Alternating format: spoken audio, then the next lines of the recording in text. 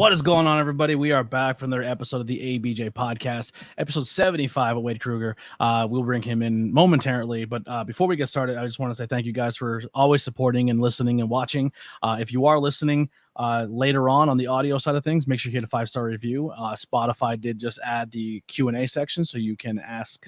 We ask what you thought of the episode. You can leave some feedback in there. It'd be very much appreciated. Audio numbers are down a little bit, so we're trying to do anything we can to pump those up.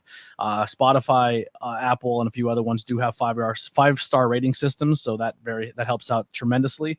Check the links below for ABJ merchandise, as well as tips or donations, or if you would like to join the Patreon. Right now, Patreon is just a general support that you could do monthly. There's no bonus content. If there's bonus content you want, we can definitely do so. And that's pretty much it. Follow on all social media. We add them all. I know the up above my head here, there's no threads, so we have to add the threads thing up there, I guess, to stay hip and cool.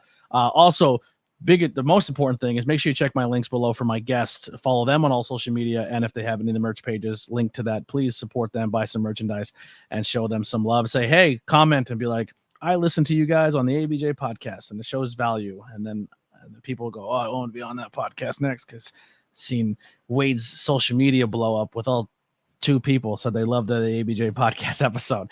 And last but not least, thank you to Suplex Vintage Wrestling for keeping the lights on and keeping this podcast going and thriving. So Suplex Vintage Wrestling, thank you. And guys, it has finally happened. A whole store fully dedicated to vintage wrestling. They said it can never be done, but I have seen it with my own eyes. Suplex Vintage Wrestling is a store curated by wrestling fans for wrestling fans. Located in 5th Street in Philadelphia, Pennsylvania, just 1 block south of South Street in the heart of Queen Village. Their shop features the largest collection of vintage wrestling apparel under one roof. Their selection includes classic designs featuring your favorite wrestlers from the Golden Age, Attitude Era, Internationals, Indies, and more. And if you're tired of watching premium live events at home, SVW hosts the best watch party since your friend Kyle's birthday party when you were 12. And if shirts and watch parties are not your thing, let's not forget their selection of figures, replica belts, and trading cards. From their t-shirts and hats to rare wrestling memorabilia, they have something for every wrestling enthusiasts out there. So what are you waiting for? Check them out at Suplex SVW on Instagram or their website, suplexsvw.com, and let them satisfy your professional wrestling needs. That store is absolutely cool. I know that's the CZW show got canceled. People, I guess, called the boys the law enforcement or whatever was happening, and Suplex opened their doors and let all the stars come in during their watch party, and did like a big meet and greet with everybody that couldn't attend and see. So they're super cool. Glad they did that, and they have a lot of cool things lined up coming very soon. We have some people in the chat. Thank you guys so much for joining in. Make sure you use the Stream Element bots. Just trying to buy time now, because I was just about to bring him in to get a step away, but he's back. So without further ado, let me bring in my guest, one half of the Stepdads, Wade Krueger. What's going on, bud? What's up? Sorry, I left. I didn't realize, I didn't notice that we were going to have like Pokemon on the podcast. So I figured I'd go run and grab one. That's a custom made for me. That's crocheted. That's sick. Yeah, I have a Gengar in the other room actually. But I wanted to go grab. That's awesome, actually. Yeah, and then Angel Metro, the line she runs for her late husband Dream Eater, so he rocks the Dream Eater hat. Yeah, that's perfect. Yeah, I figured I would go run and grab a friend. My homie Lily made that for me. She does custom, so if anybody else wants any crocheted Pokemon, hit her up. She's working hard. I have a run-in over here. I had to tell her, don't scream anything. Anyway, man, thank you once again for doing this. I'm super excited. Yeah, thanks for having me. It's been, no, you're good. My mother, podcasting in my parents' house has been great. She's just staring at me. I'm like, can you fuck off? She heard the Stepdads were on, so that's what it was. She heard Stepdads were on, so she needed to come up here and check out the Stepdads. That's exactly what happened. Look, we're not trying. We're not trying to replace your favorite wrestler. We're just hoping that someday you can love us as much as you love them. Yeah. Or just trying to be your new stepdad. Yeah. Well, Yeah. So when did you fall in love with this crazy business we call professional wrestling? So I definitely got into it. I got into it when I was younger. It was a little bit before the Attitude Era. It was my dad grew up as a fan and kind of got me into it that way. I remember watching like Saturday WCW Saturday night. I remember one of the first memories I have is my neighbors had like a Coliseum tape, like VHS tape of matches, and one of like it was like the Bret Hart Jerry Lawler feud, like the Kiss My Foot match. Yeah. And like Bret versus Isaac Yankem and that type of stuff. And like I fell in love with Bret immediately. Like so that's like one of my earliest. And like I had no idea what was going on backstage. Like my favorite wrestlers like early on were like Bret and Shawn. So yeah, it was like being a fan of division rivals. Like if you're a Cowboys and an Eagles fan. Yeah. And I had no idea. Like I had and then my dad took me to a few shows here in Jersey. I went to a few shows in the Meadowlands and MSG. I don't know which, definitely a few house shows, but my first, like the one I remember the most was SummerSlam 97. My dad took me to that. And like, it was all like, from there on, it was all like, I was hooked.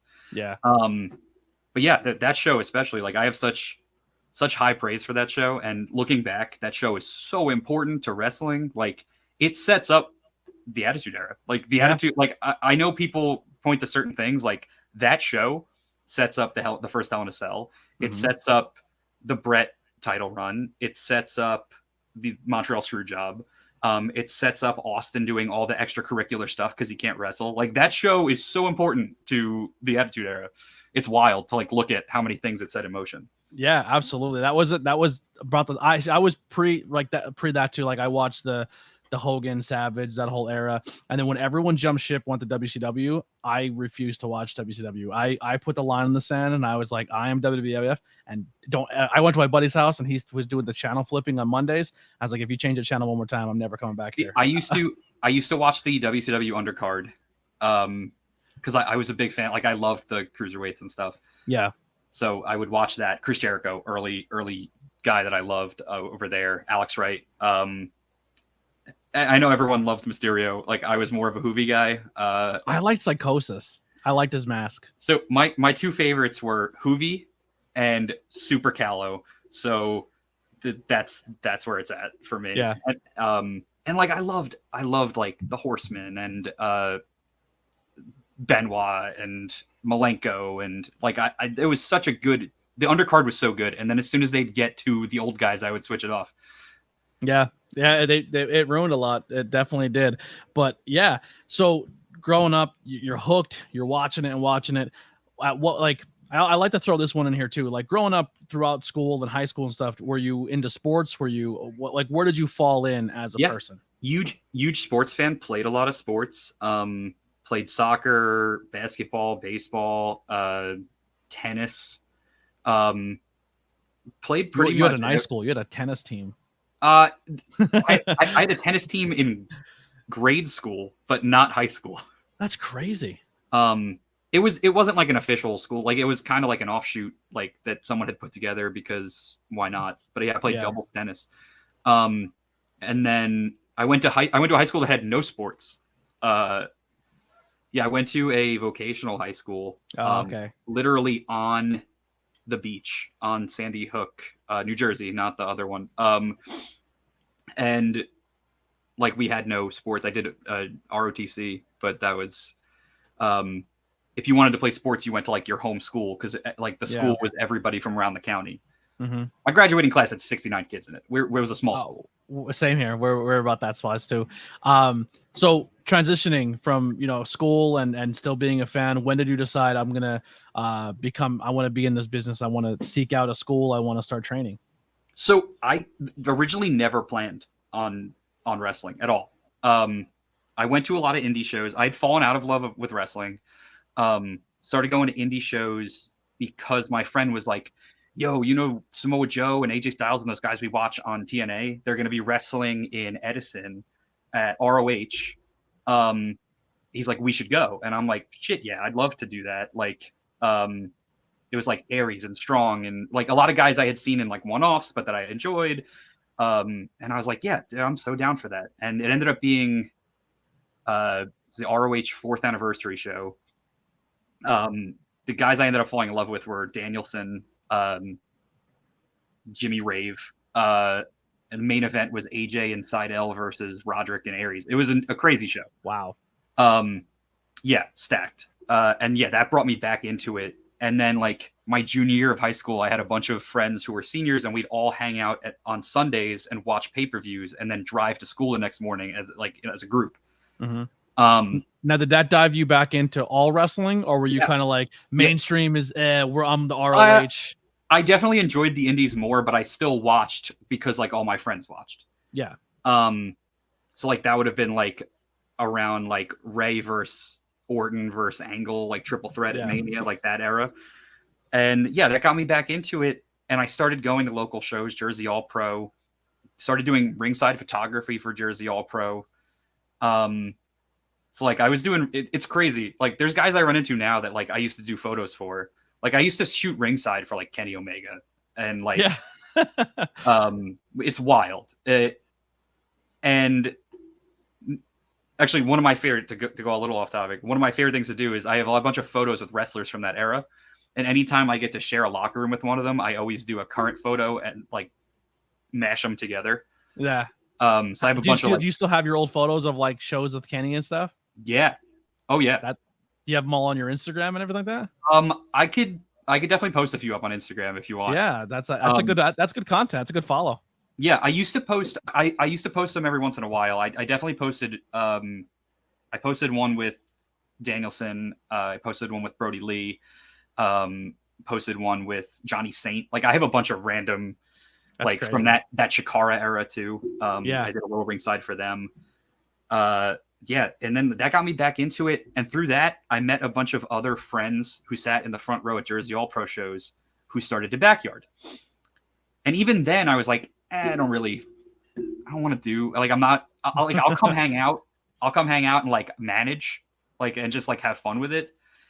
And then I was like, I think I could do this. Like, I'm watching them put matches together, and I'm like, how have you guys watched wrestling all this time, and, like, you don't know how to put a match together? Like, I feel like this isn't, like, you guys are just doing moves. And I'm like, you can put a match together. This is not hard. And started doing it from there. And then we had a whole message board with other groups that backyarded, and we met them and did super shows and traveled to like Allentown and upstate New York and did shows with them. Like super backyard shows. Yeah. We had, I want to find like people who are yarding and just into it, and I want to go support them. we don't find much, sadly. Like we keep an eye out. But yeah, we used to run a yearly show. This is years later, but like called New York Extravaganza, NYE. And we'd have like 80 people, and like people would fly in from the UK and Canada. Dan Makabe flew in, from Vancouver. Will Ospreay almost came to one of our shows at one point. So silly. Yeah. Alex Zane was a regular in our yard, like in our super shows. Guys that are like everywhere. The guys who run freelance, like Craig and Matt Nix and those guys, Olsen, they were like the Chad or Ty Hill, like all those guys, they all came from the yard, from the same message boards, and we all had shows together, and it just kept growing. At one point, we used to film like a month's worth of shows at a time on a weekend up in Cooperstown, and we'd air them like once a week, and like we went on Twitter, and like Chuck Taylor was like live tweeting watching them, and I was like, what is happening right now? So like, because we had a ring, we had guys come in who trained and like showed us how to run ropes and showed us how to do the basics and made sure we weren't going to get hurt. It's like guys like Arbo and Andy and the PA guys, Deppin, like they would come in and show us how to do stuff. And like Johnny Cockstrong was a guy that like helped us a lot early on. Eric Corvus, guys like that would show us how to do stuff, and then we'd at least not be hurting each other. But we had a ring, we had rings, we had shows. It is wild. Looking back, the stuff we did. I don't know how nobody died. I don't bump anymore because of it. Like I did all my bumps in the yard. I'm done. Yeah. I was taking German suplexes in a concrete driveway. Like I'm good. Oh, no, thank you. Because guess what? When your friends have seen every stupid thing that's ever been stupided, all you can do is the next stupidest thing. Yeah. So I would be like, look at them doing this stupid stuff for 12 fans. It's like, yeah. So I went from never wanting to wrestle to having friends who wrestled to doing the dumbest stuff. And then everyone else kind of stopped. And I was like, I feel like I'm just getting good. Like, yeah. I'm going to stop now. You know what? I never, ever heard someone putting the match together say? I never heard someone who's putting together their match walk up to the promoter and say, how many tickets are sold? And then book their match accordingly. They're just like, what can we do? And then they do it. They don't care. They don't care if there's 100 people out there, if there's 6 people, or if there's 14,000. They're putting their match together the way they want to do their match. Yeah, there's times where I definitely will like pull back a little, where I'm like, maybe not today, but like there's times where I'm just like, yeah, double suplex me on the outside on the floor, or like hit me with a crazy German we had a match up in upstate New York a couple years ago with these guys called the Nachi Mafia, who I love, super underrated guys from the Buffalo area. And I was just coming up with ideas for them on the fly. They're like, we can't make it next month, so like we got to get suspended, so we're gonna attack teams after the match. I was like, what if you just come out and attack every tag team the whole night? And then you come out and attack everybody, and then you're like, well, now you have to give us a title shot because there's nobody left, and then you get suspended. And I'm like, that's such a good like through line of the night. And I just threw it at the promoter, and he's like, yeah, sure, that's a great idea. And I was like, yeah, good, because they're doing it. Yeah. And they come out after our match, and the one dude is like 6'5", jacked, just starts corner to corner German suplexing me like 4 times. Like I was wearing slippers. They flew off into the crowd. He did 3 of them, and I was just dead. And I saw him leaving, and the ref comes to check on me, and I'm like, yo, tell him to come back and do one more. It's like I start to get up, and the ref runs down to be like, no, you got to go. And he's like, he wants you to come back. And he just runs beelines down like Charles Robinson running the Mania entrance and just tosses me. And like, I love doing stuff like that. That wasn't even part of the match. Like, it was just fun. I hate when you go to a show. This happened a few times on commentary where like match 2, something happens and the commissioner figure or leader figure comes down like, don't you do that. And then match 3, 4, and 5 all have run-ins, but then he doesn't care about those 4 run-ins. It's like, you ruin consistency. So like, I like how you said, just come jump at, like if they do it once, then what's their motive? Just be like, I only wanted these guys. No, you want all of them. Yeah. There was, we had a match one time with, oh God, I can't think of their name. Born to Wrestle. They're PA guys. Chris Chichester and, yeah. They came to the Sanctuary once. Yeah, Born to Wrestle. We called them Born the Stunt when they came to the Sanctuary. Yeah, so we wrestled them. We were tag champs. We wrestled them. During the match, they grabbed our thermostat and they climbed to the top to like they were going to turn it up. And they got to the top and they dropped it. And it fell and hit the floor and cracked and exploded. And me and Rad just sat up and stared at them like the craziest death stare. And we fought out of like the match got thrown out. We attacked them. We fought to the back. You shot on them. Yeah. Well, this was semi-planned. Yeah. And then we were like, it'd be really funny if we kept fighting into the next match. So yeah, intermission comes up and we fight through intermission. We fight through the ring and then like out back to the back. Main events, the announcer comes out and he's like, it's time for the main event. We come out with our gear bags changed, still fighting, hitting each other with our gear bags. We fight through the ring while they're trying to announce the main event start, out of the door, and just never come back. Sold no merch that night, but it was worth it. And then COVID happened, so there was no show for 14 months. So theoretically, you're still fighting. we fought. That was our last time there. I think we fought forever. We're still fighting. They should book you again next weekend, and then just fight back out of the crowd. Like 3 people remember it, but it'll be worth it. We're Russell Crowe fighting around the world right now. Yeah. So when did now when you joined and got into wrestling, were you a singles guy for a while? When did the tag team really fall in for you? I did 3 singles matches before with like a different gimmick. I was like a Alaskan mountain man, like very quiet, like brooding, scary. I was Kodiak Krueger. So I had the bear. So the bear thing is the one thing that stayed. Yeah. I was doing that, and Rad was doing his a different tag team thing that he hated, and I had my 3 matches. They're awful. Don't look them up. The first match is fine. It's a 6-man tag. It's a tag team and me, so they're tagging each other the whole time. I finally come in for the hot tag. I clean house, and then I walk out because I'm like, why? You guys didn't want to tag me the whole time. I'm out. Very basic, like first match. My second match ever was against the guy in his first match ever. It went as well as you would expect. And then my third match ever was an 8-man ladder match. It went, I think, better than it should have. An 8-man ladder match. Yeah. I took was it an indie scene ladder match where they only bring 1 ladder? Yes. Actually, there may have been 2.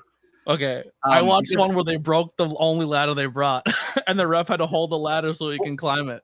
I got killed on one. So like I did a spot where I teased my Rikishi driver on a ladder that was across the bottom rope in the corner. So like I teased like I was going to run and spike the guy on it, and he fell off the back, super kicked me, went up top and double stomped me. So I bounced off the ladder, and then he took the ladder and climbed. So it was I like the finish. Like it was, got to the back. All the vets were like, that sucked. And I was like, probably. And then they were like, well, we don't know if we're going to book you anymore. And I'm like, oh, okay. I mean, you got a really good glimpse of it with my match against the guy in his second match ever. And then an 8-man ladder match. And Rad didn't like what he was doing. So we were like, well, we're going to go workshop this stepdads thing. And we started doing it at Warriors of Wrestling tapings. And what year is this? This is like 7 years ago. So 2016, 2017-ish. Okay. We started doing Warriors of Wrestling tapings in Staten Island with Jake Gomez. And just like working our stuff out and figuring out, like the first few matches we have are like way too many moves, no character. Like Rad is hitting like poison ranas and I'm like throwing guys on their head. One of our first matches ever is against Sunny Kiss, which is kind of funny, at a random taping. We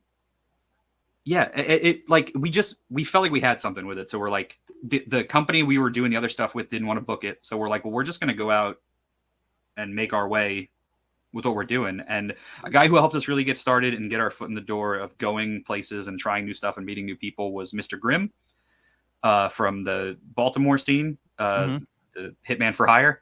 Yep. Love him. Great dude. Helped us get our foot in the door in like Rhode Island. And we met people through that and got booked in other places up there through that. So shout out to him. He's got like 15 kids and he still travels and does this somehow. He's an animal. Yeah. He's a good dude. He kind of helped us get out there. We wrestled him in our second tag match ever. And I don't know, he didn't hate it. So he didn't hate us. And we kind of just grew from there. And like, it's funny. We really don't have a home. Like we don't have a home promotion. Yeah. You just kind of travel. Yeah. Cause like the place we started at didn't want to book the gimmick. So we left and then just kind of made our way from there. And what's the place that you guys were working? Actually, the night I was at that show, I was going to come in and watch you guys wrestle, and I got so sick on the way up there. I definitely got COVID that night, and I just stayed in the car. I was in the car shivering, like with the heat on. I was dying, and I had to drive Mike and Riley up to the show. And I think that was the night that you guys you did the bit where you dressed up as Tyrant and Tyrant dressed up as you guys. Yes. Yeah. Yeah, at LTW. That's at LTW. Yeah.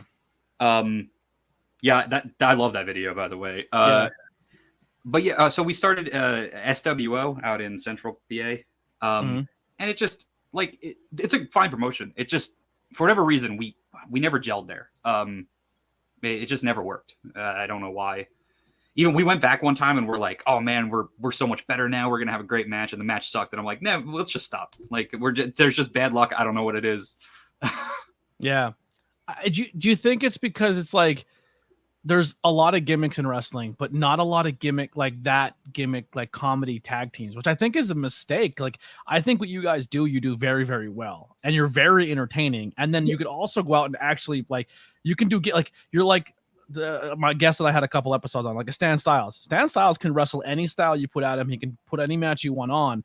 But Stan Styles is going to be Stan Styles. And I think the stepdads are the same way. Is you can do what you're asked of, but you're going to get some stepdads in there too. Yeah, I think so many people get caught up in the idea of like what's gimmick and what's wrestling. And like, it's like, oh, you're a gimmick wrestler. Oh, you're a serious. Like there's the difference between a gimmick wrestler and a wrestler is like so slim. It's such a thin margin. Like I have a move where like I do the dip on the Sister Abigail and I yell, you're grounded. And then I hit it. The only difference between that and anything else is that I take the pause, and that's just character. Like if you don't have nothing bothers me more than when I watch wrestling and like a guy has like all this entrance gear that he comes out and then he like gets to the ring and it's just in like plain trunks and I'm like, so your gimmick is just your entrance. He dresses like he's wrestling for New Japan, and then when he gets in the ring, he's an MMA fighter. Yeah, and I think that's. Like, I get that that's where wrestling's going. And I like it. I enjoy it. I love Japanese wrestling. But there needs to too many people want to be that. And then there's not enough. Like, there should be a little bit of everything. Yeah. When you watch a show and it's just like the same looking guys the whole way down, it's like, well, who am I rooting for? Like, I loved as a promotion, the venue, the look, the titles, the wrestling of NXT UK when it first started. But every single wrestler wore black trunks, black knee pads, had an undercut with long hair on the top, and had a beard. And everyone looked exactly the same. It's crazy to me that WWE for a while had more programming than it's ever had, and all of it was the same. There was nothing to differentiate the shows, and there could have been so much to differentiate them if they just... Like, there's so few guys in wrestling that it's like, their gimmick is just, I'm a wrestler who blank. Like... there's very few guys where I'm like, man, I would pay to watch that guy get his ass kicked. Like, I love that in wrestling. Like, it's like, look at Orange Cassidy. Everyone shits on him and says they don't understand him. And then he wrestles. And after he's done wrestling, you're like, oh, he's amazing. And then next week you're like, I hate Orange Cassidy. And then he wrestles. You're like, oh, like, it's like you have amnesia. Like you forget because you buy into his character so much. Yeah. Oh, he's the best. Like absolutely one of the best wrestlers on the planet. Perfect example of just like, if he just did those moves, it'd be so boring. Like, but the whole like, just I'm too good, I'm lazy. Like, I'm too cool for this. And even in kayfabe, it makes sense of like the idea of he's like baiting you in. It's not that people don't know what he does; it's that they're annoyed. Like we have stuff. Anytime we do silly stuff, we're always like, "How do you want to play this?" Because we can play it where we're the silly ones. Or that they're also the silly ones. Like if I steal somebody's nose in a match, if I do it with someone like Stan Styles, he's going to play along. Yep. And he's going to try to get it back. But if I'm wrestling a team like Tyrant, I don't want them to act like I stole their nose. It's stupid. Yeah. So like I don't knew it's still here. So the way you play it that way is they're just getting mad that we're screwing around. Like, and it's the same spot. It's just the way you interact with the other team is what makes it its own thing. Yeah. It's nobody's making anyone look bad. It's just fun. The crowd gets into it. Like, I think you need a little bit of all of that on a show. It's like if you got a sundae, like an ice cream sundae, and it was all the same flavor, you'd get tired of it. Yeah. Absolutely. I totally agree. Wrestling should be like the Muppet Show. There should be a spot for everybody. Like it should be a little bit of flavor. Tyrant, real quick to talk about them. When I first met them, I was like, I'm not going to be into this. I thought that when they first came in, they walked in and they're like not too far off what their wrestling gear is when they walk in. Yep. And I'm like, man, they take themselves away. And I judge them right off the bat. I'm like, they take themselves way too seriously. I can't. And then I watch them go in and then you just like immediately will be the scary strong guys, but then also act like complete goofballs. Yeah. And then I went and had an actual conversation and I'm like, they are the sweetest human beings on the, like, I love those guys so much. Yeah. And it's just, that's why wrestling's a collaborative effort. It's like, take a little bit of what makes you, take a little bit of what makes us, and let's make a unique thing that wouldn't happen with any other combination. Yeah. I hate when it's somebody's just like, this is my spot and I do it the same with everybody. Well, then what's the point? Then like, I one of the first times I think I ever seen you guys is someone showed me a footage of you guys, I believe at Backbreakers Entertainment, which all the footage is gone, so you can't even see the spot. But it was you. I forget who he was tagging with, but I definitely know Trajan was in it. It might have been AJ Evers. I could be wrong. I know. Is it the thermostat spot? The thermostat spot. Yeah. That's on my TikTok. That has like 30,000 views on TikTok. Really? Yeah. Who is Trajan tagging with? Evers. Yeah. Was it AJ Evers? Yes. Yeah. So they come out with a thermostat, and like a dad, if you turn the thermostat up, they freak out. So they're dead laid out in the ring. They take the thermostat, they go up to the corner, and they turn it up. And you guys sit up like the Undertaker, and then you go from like the goofy stepdads to just turn into monsters, which is so good.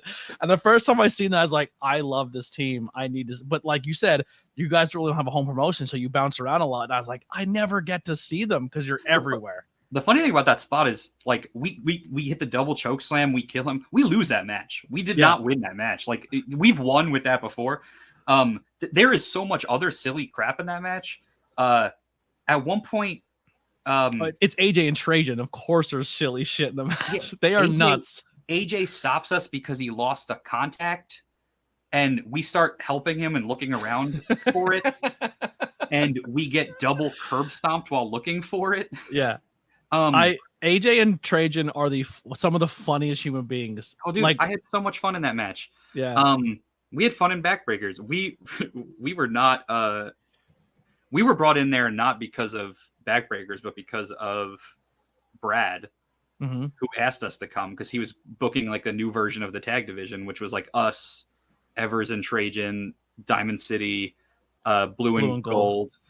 And funny thing, before our first match there, we had a triple threat with Blue and Gold, Diamond City, and us. And we're about to walk out, and the actual booker of the show is in the back, and he just looks at us and goes, well, if this match sucks, I didn't book it. And I'm like, okay. And then we went out and had like a 20-minute banger and like left. And then there was like an attack and we ran back out and we got like the Hogan moment of like, oh my God, they're back. They're saving the day. And I was like, I came to the back and I was just like, good luck. Yeah. I was just like, I'll never get that attitude. And it pissed me off so much, but like it motivated me and I needed it. So yeah.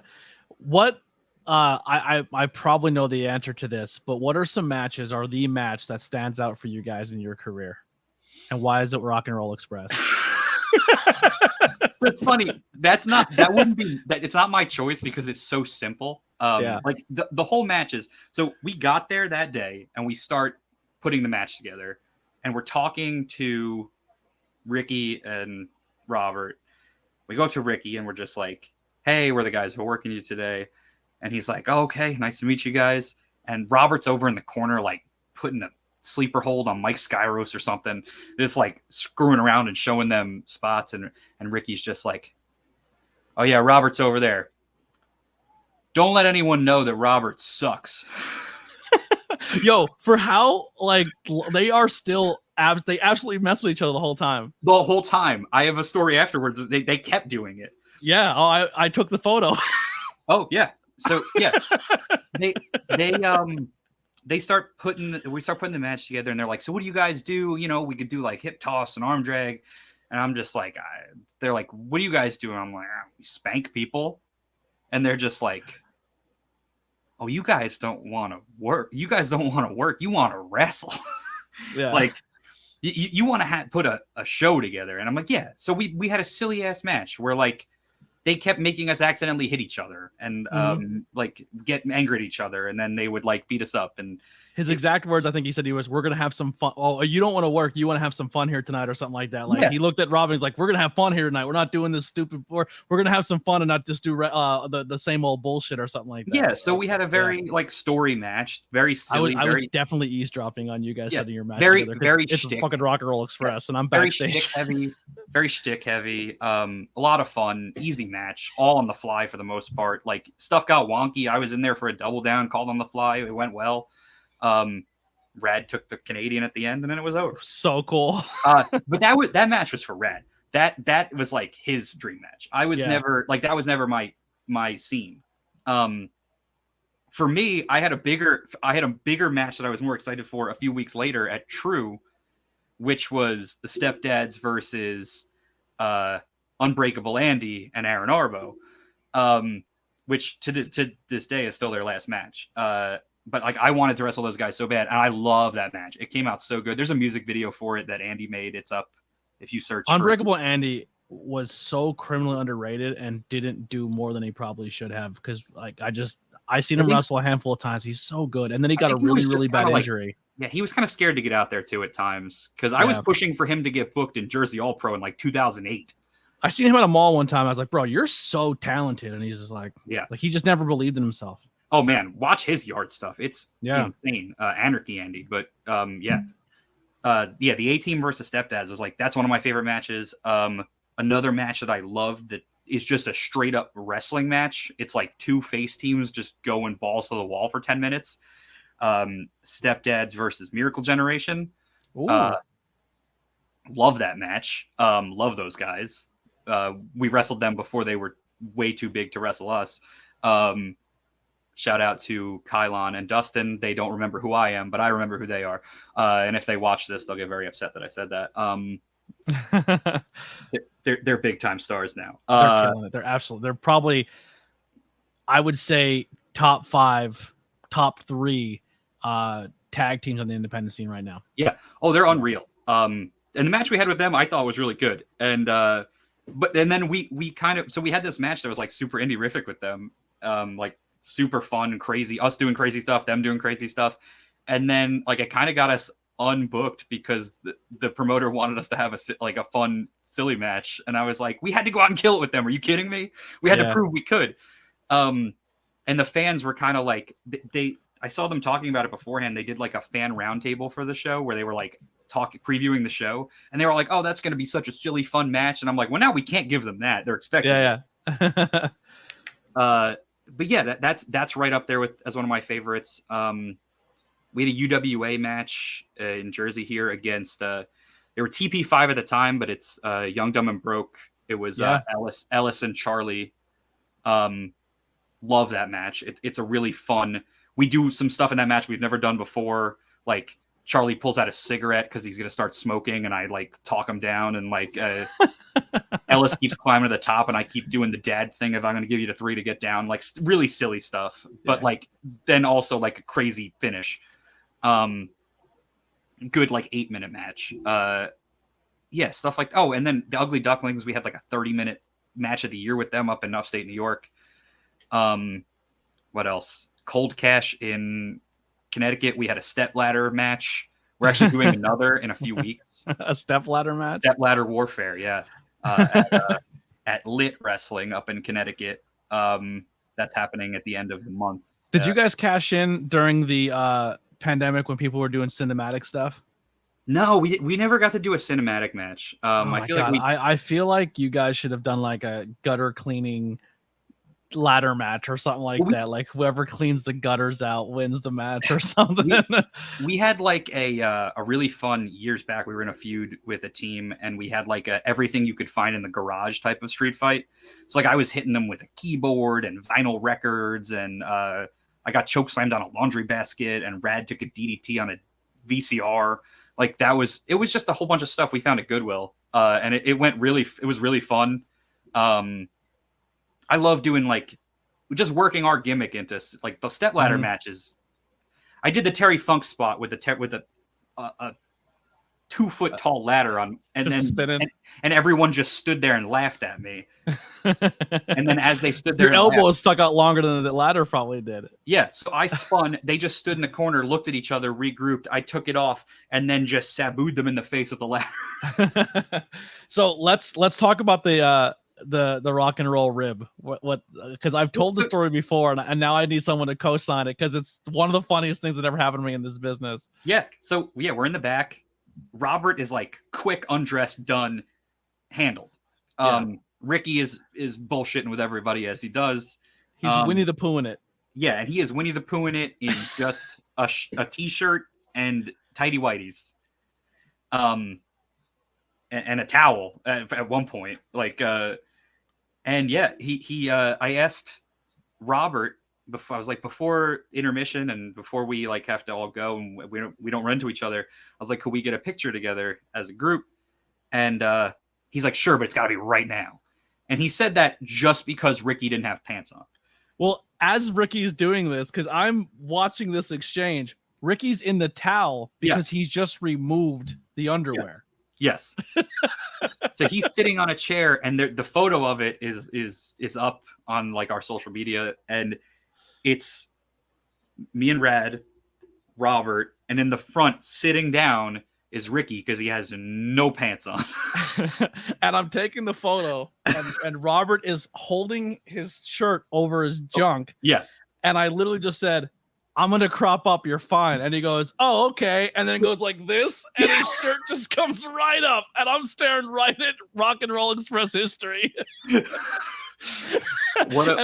I just started laughing because when he put his fingers up, I was like, oh my God. And then you guys all see me, and then they start laughing. Robert pops. It was so funny. Yeah. 40 years later, they're still ribbing each other. I love that. He's just like, yeah, we're going to take a photo right now. We have to go right now. And he's like, I know. Everyone's like, what? And he looked over, and there's Robert pulling his underwear off.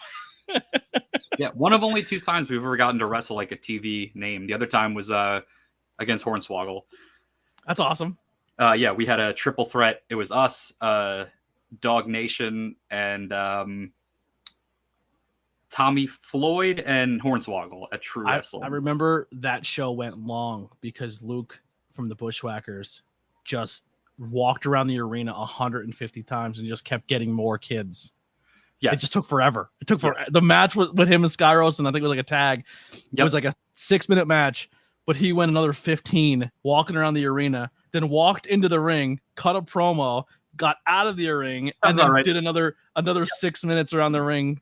I was just like, yo, it was a 35-minute match. What a time. What a time to be alive. That was so fun. I think Sunny was there that night. She was. I ate her pizza after she left. Yeah. Sunny was there that night. Pizza. Virgil was there. Actually, Virgil told us that night about something that just dropped now, about $1 Million Man's kid. Oh. He told us about it that night. He's like, yeah, $1 Million Man's coming back with Cameron Grimes because he has to pay some debts off because Vince is going to try to help his boy out of trouble. And then it happened. I was like, yo, Virgil wasn't bullshitting. I was like, he's just talking shit. And then it happened. I was like, holy fuck, Virgil was he dropped some knowledge on us. Yep. But yeah, such a fun night that was. Who are some tag teams on the scene that you haven't worked that you would love to? I mean, of the bigger names, I feel like the Stepdads versus the Acclaimed would be so much fun. Yeah. Man, I would love to wrestle anyone. Have you worked main event yet? No. We were supposed to at True Wrestling, and they had we put up a post. So we had been asked by the promoter, who do you guys want to wrestle? And I was like, I don't know. I have no idea. So I was like, let's put up a post and be like, who do the fans want to see us wrestle? And people said the main event, and I reached out and I was like, yo, we should do this. And they were booked, but then they got another booking somewhere else. Yeah. That was a bigger booking. But it was funny. The fans would have actually not realized that they had booked a match because that never happens where people say who do you? So we actually were going to do it legit. And then it hasn't gotten to happen. That'd be a fun one. Yo, yeah. That would be such a good one. Who are some other, I mean, there's there's certain ones that scare me to wrestle because like I don't think I'm good enough. But like I would wrestle just about anybody, honestly. Like I just love to wrestle. Yeah. I don't know. It's I don't watch. I'm like kind of out of the scene of like I don't watch enough to know who's on the scene right now, indie wise. Yeah, I've kind of just been so often doing my own thing that like if you don't have IWTV, the only indie stuff that you really consume is probably just GCW because it gets the most media attention. Yeah, and I mean I'd love to wrestle like was it Mance and Manders? They're teaming. Yeah. Like I love Manders. So I would love to do that match. I would love to do some big boy shit with him. Like I just would love to work. Oh, Effie and Allie would be really fun. Oh yeah, Bussy. Yeah, that'd be a really fun match, I feel like, with us. They're out of control too. They'll book some out of outlandish shit with you guys. Yeah. And then like there's trios I'd love to do. Like I'd love to trios with like Dan the Dad. I'd love to trios. It almost happened once, and I want it to happen so goddamn bad. I want a trios with Buff Bagwell as the Buff Daddies. I want the Buff Daddies to happen. I wanted to trios at one point with Thomas Santel. I thought that would be such the Ovaltine Dream and the Stepdads. I thought would be so much fun. It just like it hasn't happened yet. It would be a fun trios, and it could Brick probably City Boys happen. Would be a good match too. I think a good trios that could probably happen, especially at Grimm's, because he kind of he looks like a little young Rad. That Zach Xander. Because he has like the long hair and like when he grows his little beard and he could be legit like the dad, and then you're the stepdad to him, and it could be like a trio. the trio should be him, Rad, and Hawthorne because they look like a 3 evolution Pokemon of the same thing. Yeah. I mean, I'd love to wrestle Diamond City again. It's been a while since we've wrestled them, and they've gotten so much better, and we've gotten so much better. But yeah, I definitely want to wrestle Xander and Precious, like the new tag team champions. Yeah. Oh my God, that'd be great. I'd love to work those guys. When Precious first came to, I mean, we knew him before, but like when he came to GTS, I was like, we're going to adopt you as our child. Like he's such a good, I've known him outside of the wrestling business for probably like 5 years before he actually got in. He's such a good kid, and his whole family is just diehard wrestling kids. So this kid is literally living his dream every weekend. One more last question, and we'll get to some fan questions here, and we'll try to squeeze in what you do outside of wrestling. But where did the name Wade Krueger come from? How did that evolve from? So my backyard wrestling name was Patrick Wade Wilson, so a big Deadpool guy. Yep. So, and Patrick was for Patrick Bateman, but it's also my middle name. So I kept the Wade part as an homage to that. And then Krueger I was a heel. I was like, it's funny. I picked Rad's last name in wrestling and he picked mine. Like, I was like, what's a good idea? And I was like, no one uses Krueger. I was like, Krueger sounds good with Wade. And we were originally heels as a stepdad. So I was like, that's such a good, like, terrorizing kids name. Yeah.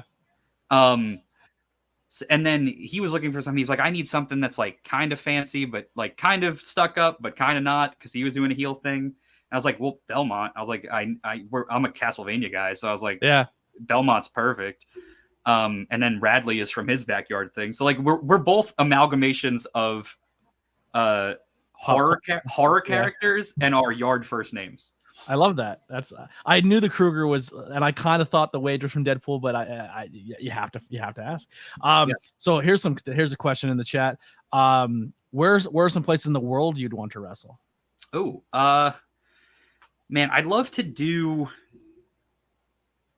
like a show in actual, like we did a show in Queens once, but I'd love to do a show like in New York City, like just somewhere. MSG obviously would be a dream, but like Prudential Center too would be like, those would be two places that are local that would be like dreams. But I just want to wrestle anywhere that'll have me. I'd love to wrestle anywhere that would want to fly me out to go there. Yeah. Like that's it. I'd love to say I love Japanese wrestling. I'd love to say I'd love to wrestle in Japan, but I'm terrified to do that. So like, there's no way I'm keeping up with those guys. They're crazy. But like, I'd love to do like the UK. I love it over there. So I'd love to do. I'm taking my first trip. I fly out on the 23rd. Yeah, actually, I love the person who asked this question is he essentially got us tickets for All In. Hell yeah. I've never been to a pay-per-view, and I'm going to go to the one that's probably going to be the biggest wrestling draw of all time. Yeah, I walked out there. I've only been to 2. One of them was SummerSlam when I was 9 or 8 or whatever I was, and one was Full Gear this past year. Well, here you go. This one's kind of asked by 2 different people, but what are some of your favorites right now in Impact, New Japan, AEW, MLW? Who are some people? Okay. Who are some of your favorites out there? I mean, it's going to be more historic, but like to give you like a current guy I love. And I've known him a long time, and I love what he's doing right now, and I think he's the freaking man, is Alex Coughlin. Love Alex Coughlin. Absolute monster. Dope mustache. Dude is still somehow underrated to me. And he's doing some of the craziest crap I've ever seen. Like, he is so unreal strong. And I taught him to take his first bump. So, like, I love that he's out there doing crazy, huge crap. AEW, like I said, I'd love to work the Acclaimed. One of our first shows ever at Warriors was the first people we met were Max and Bear Bronson. So, like, I love those guys. I root for them to do well all the time. Orange Cassidy, absolutely one of my favorites. Going back a little bit, like, I'm a huge mark for Lex Luger. Not because there's something I just like, that is a nostalgia thing that I loved him as a kid. I've seen him twice recently, and it's just like, wow, that's the same human. Yeah, it's he seems to be in a good place mentally though, which is nice to see. Crazy thing too is you have people who real quick. Thank you so much for the follow on stream. Appreciate you. The person on the left looks like Kevin Owens. He's my cousin. If it keeps you here, no, we're not really fans. Oh, those are also guys. I love Owens and Zane. Sammy, yeah. I used to they were guys that I got to hang out with at backstage at Jersey All Pro, and they were sweethearts then, and they're the best now. Brody Lee was a guy I loved back then. R.I.P. Absolute sweetheart. Kenny Omega used to play Xbox with that dude. One of the super nice dude. Love him. Love the Bucks. I would watch any of those. Did you get to work with Cole at all when he was on the scene? I actually got to take promo photos of Cole backstage at Jersey All Pro show. Him and Kevin Owens are my 2 favorites right now. Yeah, those are guys that I definitely have the promo shots that I shot. It's such a weird mix of people. It's Adam Cole, Eddie Kingston, Necro Butcher, and Drake Younger. What? What are some of these things? The Osirian Portal. There you go. Another one who just recently skyrocketed for me. I'm new to the Japan scene, and I watched one match with the guy, and I thought he had the best match on the whole card. I don't care what people tell me. And then he left, and I was like, this guy's the best in the world. Just what he does in the ring and how he can tell a story. Jay White is so incredibly talented. He's so good. One of the coolest things in the past couple of years for me is we did work a show in New York. It was the show that Del Rio had the viral thing where he didn't get paid. Oh yeah. So I didn't get paid that day, but I was getting paid in stories, and I also got to meet a few of my favorite wrestlers from Japan on that show, which was for me, Ultimo Dragon was there, right? Ultimo Dragon I had met before. I've been on 2 shows with Ultimo Dragon. I don't know how that's happened. But the coolest guys I got to meet on that show, who are guys that I grew up watching and love watching now, were Nakajima, which is I've been watching him since he was 20, and he was tagging with Kensuke Sasaki, who was one of my all-time favorite Japanese wrestlers. And oh my god, who the hell else was there? It wasn't Kenta, it was Marufuji. Marufuji was there, and Marufuji is incredible. So yeah, that was awesome for me. I love that era of Noah guys, of Marufuji, Kenta, Go Shiozaki. Those guys were I love that stuff. I love strong style Japanese stuff, even though I work the silliest gimmick. You and Turner get along great then. Matt Turner. Oh yeah. Oh yeah. So outside of professional wrestling, what are some of your hobbies and some passions? I know you guys used to or still do a podcast. Is that still a thing? We do not anymore. Thankfully, that was taking years off my life watching awful WCW Thunder episodes. I'm a big sports guy. Love hockey. I have Devil season tickets. Love the sport. Let's go Devils. As you could, I'm big Pokemon fan. I have a bunch all around the house in different places. Who's your favorite Pokemon? I'm a Charmander guy. Okay. Since day one. More recently, I love Fuecoco. I think he's like the stupidest little derpy crocodile, and he has no thoughts in his head, and I just want to protect him. Love Bidoof. Love if a Pokemon looks like it has never had a thought, I love it. Like a Slowpoke. Slowpoke, Totodile, Bidoof, Wooper, and Quagsire.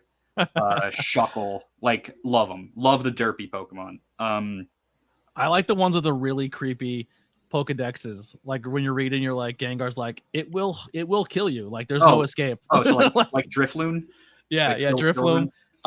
Was a Pichu? If you take off its hood, you'll die looking at it, but it keeps its Pokemon like it keeps Mimikyu. Yeah, Mimikyu. Yeah. There's a whole. There's so many. I love Pokemon. Been playing Pokemon Sleep lately. By playing, I mean I've been sleeping and tracking my sleep. Do you have to have a special device for that, or can you just do it from your phone? Just do it from your phone. Really? Yeah, you just turn it on and it tracks your sleep, records the awful sounds you make, and Pokemon show up and you befriend them and they help you feed Snorlax. It's like a very passive game, but like it's cute, so I play it. All right, I'm downloading it tonight. I thought I needed to have the special Pokemon watch. No, you don't need it. You just like put your phone like next to you, face down on the bed. As long as it's charging, it'll be fine. Okay. What else? I'm a gamer somewhat. I don't play as much as I used to, but like I have all my old consoles, like Super Nintendo, N64, PS2. They're all hooked up. I was playing MLB The Show right before I got on here. Did you see that kid that on TikTok? My brother's an MLB Twitch streamer, Captain Butters, for everyone out there who wants to go follow him. But there's a guy on there, he'll play the game and then he like cuts to himself in a green screen. So say if his player makes a stupid error or he gets called out when it's clearly safe, he'll be a green screen of the instant replay and he'll be standing there, "What's wrong with you?" He's screaming in the guy's face. Bro, I watch this. I'll send you a TikTok or two of him. Nice. He's so fucking funny. He's just insane. I've been playing co-op lately. Me, Coach Mikey from the Ugly Ducklings, and Wheeler Yuta have been playing MLB The Show lately. That's crazy. Weird combination of humans. Yeah. What else? I try. I'm trying to be smart about like eating and just go for walks. And I love music. I have like 10 concerts planned coming up that I'm going to before the end of the year. Anything big? All American Rejects of Newfound Glory. That's your punk emo kid. Oh yeah. But then like the next week, Smashing Pumpkins and Interpol. What else? Thursday, I'm going to see the band Thursday on a boat. I'm very excited for that. Violent Femmes are coming to New Jersey. I'm going to go see them. Modest Mouse, that's my favorite band, so going to see them. Them and the Pixies. That's a great show. Yeah. I don't have tickets. I'm just going to go hang out because it's an outdoor show. So like you could hear it from the beach. I'm just going to go chill on the beach or on a bar and listen. Last concert I went to, I don't know if it was the Hell Omega tour with Green Day, Weezer, Fall Out Boy, or if it was Ghost and Volbeat. I left there a huge Ghost. I love Ghost. They're so fun. It's like pro wrestling and music. There's like their gimmick, their shtick. Volbeat's terrible. I'll never see Volbeat ever again. I saw Weezer with Panic at the Disco like 7 years ago. Oh, I love Weezer. Me too. I have a picture with Weezer. I'm giving Rivers Cuomo bunny ears. I love that. Love. The most recent show I just went to was Sad Summer Fest, which was like Taking Back Sunday, The Main, Mom Jeans, Hot Mulligan, and Head Automatica. And I was like, yeah, sign me up. I got tickets. That sounds like Tony Deppin's wet dream, right? Oh, I got tickets for $10, bro. I was so in. Like I decided the day before. I'm like, I'm going to this. I forget who Deppin went and seen the day after he broke his arm when he wrestled Zach. He had pictures of. I know he went to see Hot Mulligan. I know he went to see Tiger's Jaw, all around the same time. That's another band I'm going to see. I love going to live shows. I'll go to any live music. Like Went out to Nashville. It was like the most fun, just bar hopping and listening to music everywhere I went. I always thought I was always under the impression that if you go to Nashville, it's all country music, and they're like, no bro, every genre of music. Bar. Some of them are more like old school country bars. Kid Rock's is like no country at all. I don't like him, but his bar is pretty dope. So I'd go in there and drink him at a Bud Light. It's so funny that like everyone was like, "Oh, the Bud Light thing," and I'm just like, I think he still serves it at his bar. So like, he does. Yep. Yeah. So, guy's full of crap. Shocker. I think he's doing it. Is he opening up, or did he open up SummerSlam, or was that a thing? Oh yeah, he did. He did. I did not. I was like half watching at the time. Yeah, I didn't see I actually did watch SummerSlam. It's the most recent thing I've watched at my friend's house. We had it set up in the yard on a projector, so we watched. That's a good. It's way better to watch. Like I had to watch it by myself and I fell asleep. But pro wrestling is meant to be a group activity.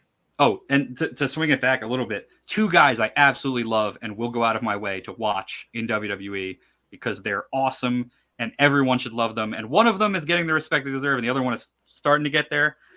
Gunther is the best, and anyone who says otherwise is wrong. Yeah. Oh my God, why am I blanking? LA Knight.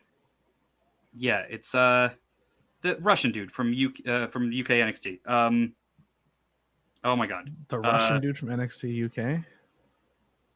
Yeah, Russian WWE. What the frig is his name? Why can't I think of it? He had the matches with Gunther. You mean Scottish? No, not Drew McIntyre. In NXT. Oh, Dragunov? Dragunov. Ilya Dragunov. Yeah. Dragunov is, I don't know why. I have his shirt. I couldn't. It's one of those days. Dragunov is unreal. Like one of the best. I thought Dragunov was German. I'm not going to lie. I didn't know he was Russian. Yeah. One of the best baby faces in wrestling right now. His babyface comeback, his facial expressions, they're so good. He's such a good face in peril. I love watching him wrestle. His like full on crazy breakdowns as he makes his comeback. They're awesome. Absolutely awesome. And then the last thing I would say I do is like I collect autographs. I have so many. I have like 5,000 autographs of wrestling or just all around. Not many wrestling actually, because I don't like getting things signed by people who aren't signing their real name. It's weird to me. Okay. I have three wrestling autographs. Goldberg, Bret Hart. Actually, well, Kenny Omega, but like those I got in person. Like I was just given. You know what my Holy Grail autograph is? I was at Hamburg and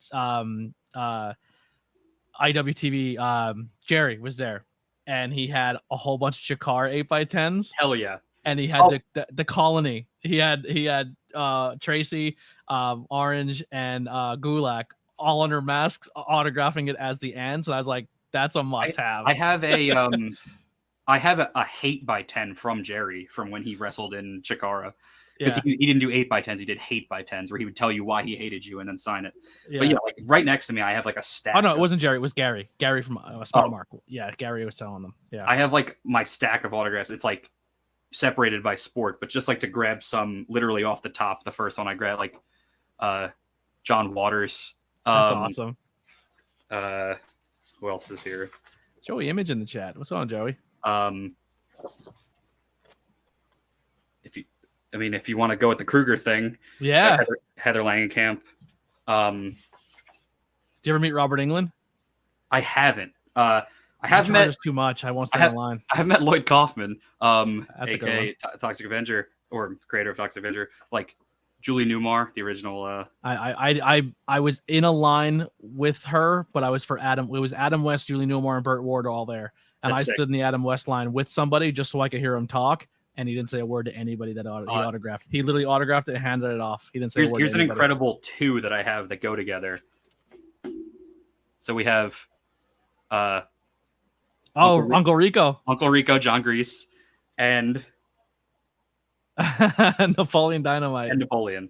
And then like under here is like I have a bunch. If you've ever seen the movie The Room, like the worst movie of all time, Denny. Chris R, where's my fucking money? Like it's just a thing I started doing at one point, and the coolest one I had, I don't even think I have it anymore. I think my wife, my ex-wife has it. We met Tom Savini, and he autographed my favorite movie of all time, Dawn of the Dead poster. And, Oh, I got it autographed in Monroeville. And then 3 tables down from him was China, and she had nobody at her table. And I walked up and I was just like, "Hey, thank you so much for everything you've done in your career. You're the greatest woman to ever do this." And her handler goes, "If you're not paying, you need to leave." And I went, "There's nobody here. I'm just saying thank you." And she goes, "Buzz off." Like, she was super rude. And China just stood there and she just looked like she wasn't home at all. And she actually passed away like 3 days later. That's rough. Yeah. Here's an incredible few in a row just that I grabbed off the top of this stack. Red Dog Wrestling says, "What's up there, Papa Wayne?"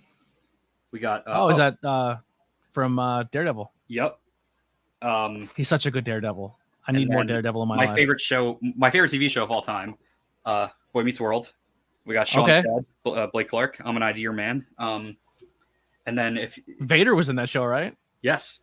90s kids will appreciate Mark Summers, yeah. And then this is one of my absolute favorites, so I'm glad I found it right here. Alex Trebek.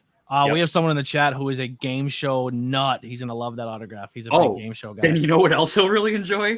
Do you have Bob Eubanks? There it is. From the Hunter, if you're game. still in here, I hope Hunter's still here. Hunter actually in our Discord hosts game night, and he like has all these like crazy games, and he puts them in the Discord and everyone plays along. He's like huge game show. Yeah. This is a personal favorite of mine, but I'm a huge Twin Peaks fan. So, Kyle MacLachlan. I've never seen Twin Peaks. I should probably watch it. I was told I really like it. It's certainly weird. There's Hunter there. He says, "I freaking love this." He loves your game show stuff. Yeah. So that was just like the stat. That's literally right next to where I'm sitting. I love that. Did you go to cons and get these? So some of them, yes. Some of them I've gotten, just like through a mailing address to like a fan club, or like I'll print the photo out. I have a photo printer. I print it out. I mail it with return postage. Write a letter why I'm a fan, and just mail it. And like 2/3 of them have come back over the years. And I've been doing it for like 12 years. I started doing it because I was like really depressed with my home life, and I had all this extra time, and I was like, I should do something. And I'm like, well, what can I do to brighten my day? And I was like, well, if I write to these people and pay for stamps and print out the photos and send them. It was originally baseball cards. It's like it gave me something to look forward to in the mail every day, other than like junk mail and bills. Or Amazon purchases. Yeah. So it became kind of a thing I did. I started doing it in 2010, and like through the mail, I've probably gotten like 3,000 or 4,000 autographs over the years. That's nuts. Yeah, it's nuts. Who was the most shocking that you sent out and that you came back with? Leslie Nielsen early on was a really surprising one. A few times I've sent to like Broadway shows, because that's always a good place to like send if someone's on Broadway. Like very recently, I just got back Tatiana Maslany as She-Hulk, which was really cool. Wow. Mark Ruffalo was a really cool one. Jeremy Renner was a really the Marvel ones were all really cool. Yeah. I did a podcast a while, like back in the day. It was called Not Cool in High School. And the one guy on the podcast was just into weird, creepy, off the wall things. And you know those chick tracks, those little religious comic books. So he wrote a letter to the guy, like saying about his things. And they sent him like an original art piece. That's awesome. And like only 3 people in the world have anything by this guy.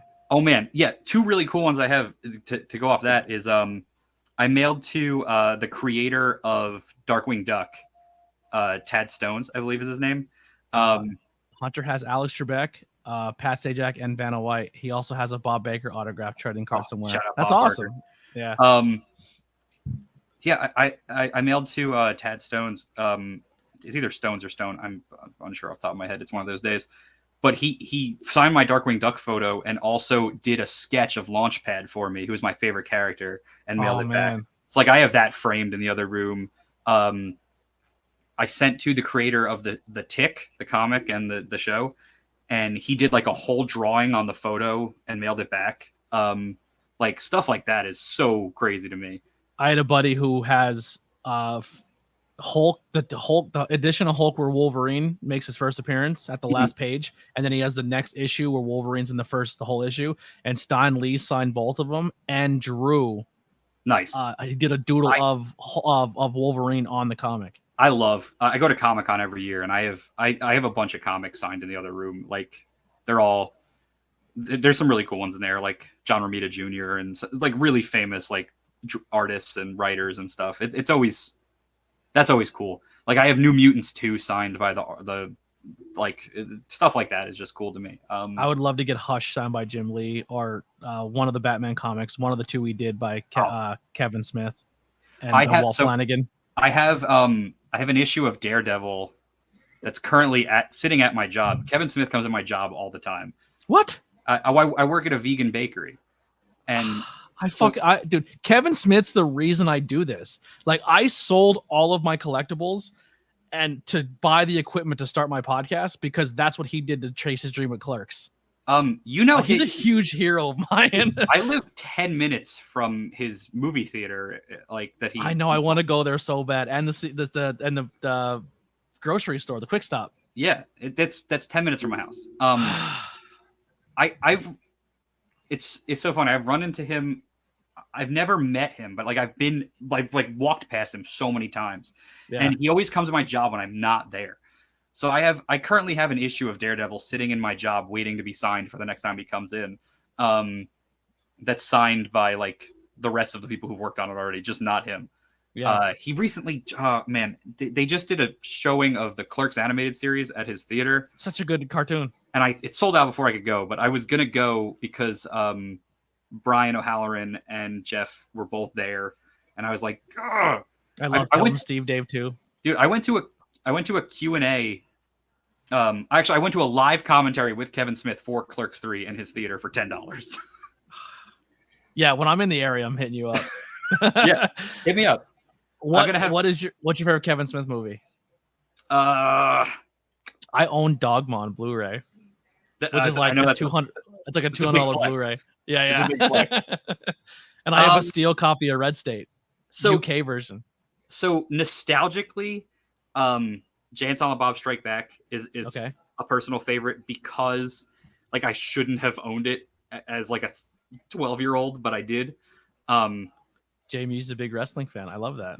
Yo, that's awesome. Yeah, he grew up in the town. Dude, I was just at the Secret Stash this weekend. The new one? Yeah. It has a bunch of props in it. It's really cool. And the Tell 'em Steve Dave store is like right down the street, right? Yeah, it's all in this area. In Red Bank. Yeah. I want to go so bad. Yeah, come to me. We'll go. I'll show you. All right, cool. I think the hardest I've laughed at any Kevin Smith movie, so I think it has to be my favorite, is Clerks 2. Okay. I just can't. It hit me at the right time. Like I was in high school when it came out. I remember them filming it near here. Like so I was watching. Like I went to some of the filming. Like that is just such a. There's such a. Oh, it's so funny. It's such a funny movie. The original is really funny dialogue wise. The second one is just nonstop. Like laughs per minute is like off the charts. Yep. Yeah, so, Clerk. I have a 3-way tie between Clerks, Mallrats, but I think the one that tips a chain for me. I love Chasing Amy. Yes, I know a lot of people who love. It's just, I think Clerks 2 has to be my choice. It's just like in such. I don't know. It harkens back to my high school years. Like I was too young for Clerks when it came out. But Clerks 2 hit the right time, and Clerks 3 was. I know people have mixed feelings about it. I loved it. I thought it was incredible. I cried. If you didn't cry, you're not human. No, and it was all shot locally, and like all the original people from the original Clerks came back to do like bit parts. It was so cool. I live in a small, shitty little coal region town, and I started this podcasting thing because of Kevin, and I love his dreams and just chasing his dream, and that's why I'm doing what I do. But I also love the fact that he is being paid to be himself. Like he's not a character, he's just being paid to be who he is as a person, and that he got so famous and so popular that he helped other people get there too, like Q from Impractical Jokers. Like they're all part of the same circle, and he helped so many people get to where they want to be, and people travel to his hometown because he put shit there. Because when he made it big, like he doesn't live there, but he gave back to where he came from. And he's such a good human being. He actually does. I think he has an apartment above the movie theater now where he. Oh, really? Because he posts all the time of him like Like he goes to the theater just for like random movies. Like my friend went to see Barbie at his theater like a couple weeks ago, and they were sitting next to him, and they were sitting next to him, Harley, and Austin, like just like watching Barbie. Like he crazy. just goes. It's like $15, and so he just might show up. Yeah, I love that so much. Is it a good theater? What? Is it a nice theater? It's crappy, but it's a theater he grew up going to movies in. I love so like that. He plays like the movies like that he watched there. So it's like the movies that made him, and like he does. Like when we saw it just after he had bought it, we went to Clerks 3 live Q&A. It was $10. It was just like a random tryout thing, and now he does it all the time. But he did like a full Q&A and was talking about it, and he's like, "Oh, I think I watched Die Hard in this theater like as a kid." And now he hates Bruce Willis. Yeah, and then he told the story about how he became friends with Alan Rickman like afterwards, which was like really cool. If you look at his Instagram, he's like he posts like photos of him like walking and like stuff. It's a lot of that's like in the town. Like he's there fairly often enough that he comes to like our bakery, which is a few towns over. I'm hooked. I'm there. One day he'll be there when I show up. It always happens where like he comes on like a Sunday, and I'm like driving around, and I get back, and is this a theater around the corner from the Stash? It's not the Basie Cinema, so that's in Red Bank itself. That was bought by Count Basie Theater, which is like the big music thing. His theater is in Atlantic Highlands, right off Route 36. It's called the Smod Castle Cinema. It's right near where like the C Streak ferry goes over to New York City. It's a cool little strip of like, it's like the main street into town, and it's like all the restaurants and the theater. I used to go see movies there when I was in like 8th grade, like before he bought it. So sick. I definitely went to see Harry Potter there and Kung Pao Enter the Fist. So it's been around forever, but it's a cool little hole in the wall. It's a shitty theater, but like you're going for the experience. Yeah. So in closing, man, anything that you want to plug, you want to get out there, tell people about? I would say definitely check out the Stepdads on more rad lately because I've been hurt, but weekly. Check us out on GTS Wrestling, Grimm's Toy Show. And we have a few shows coming up at the end of the month. The 25th, we're in Connecticut for Lit Wrestling's debut show, where we're having a stepladder warfare 4-corner match. And we're back at LTW where we're defending our titles the 27th on a Sunday in Tom's River. So look up LTW, and I think it's Dandy Mania. That's about it. Any other plugs are already in the bottom, so I don't need to plug that stuff. Yeah, dude, thank you so much for this. I had such a good time. Yeah, sorry I held you up so long. I know. No, I love it. This I had to kill it because if we would have gotten into a pop culture thing, we'd have been here all night. Yes. But listen, here's what I say. I know a lot of people are like, oh, the podcasting game. Every podcast asks the same questions, but I think it's important to document this because I want to eventually get to this point with the podcast where I interview musicians or I interview other people in other fields, and I want to keep it very baseline questions because it's like a good like introduction to the person, and then when I have you back on later, then we can talk for an hour about bullshit. You know what I mean? Any good interviewee can branch off to what they want to talk about from the basic questions anyway. Yeah, like that's the whole point. That's what I try to do, and so it comes down to the guest. You know what I mean? Sometimes people have really good stories, like, and they go longer on their intro, and then we can't really get to it at the end. But it depends of interview to interview. But I had a really good time with this one. I hope everyone did in the chat. Make sure you hit the thumbs up button over on YouTube. If you haven't already, go over and hit subscribe. I think we're getting really close to 750. So we're still on that quest for 1K. Someone commented on the thing and they're like, oh, a GTS member. I look back, I'm like, I have like 6 GTS people I've interviewed, including Grimm, which is super thankful he did that for me. But yeah, and I've never been to the establishment. So I gotta ride out one day. And it's a fun time. Like I haven't been there lately because last time I was there, I got hurt, and I've been taking a little time off. Yeah, but like I enjoy wrestling there. The scheduling has just like worked it badly for me, and I've just been banged. Yeah. I had bad luck lately. Yeah. My parting words. I just want to say this because I always like to say this. And you made me think of it because you brought up like the musician thing, and it's all performance art. Mm-hmm. Wrestling is drag. Enjoy it for what it is. It's a show. It's a good time. Love each other and enjoy what you enjoy. There's no other way we're gonna end it just right there. Here's some music by the Converse kid Billy Trey, who looks like the lead singer of Weezer. We'll see you guys next time. We're out of here. Actually, real quick, I do have to end with this. Come back tomorrow. Tomorrow we'll be back at 7 p.m. once again. The interview got moved from Thursday to Wednesday. Tomorrow we're with Big Dan Champion, baby. So come hang out. Come hang out with us. Guy kicked my ass in basketball one time. Yeah. So come hang out tomorrow, 7 o'clock with Big Dan Champion, and we'll see you later. See you tomorrow.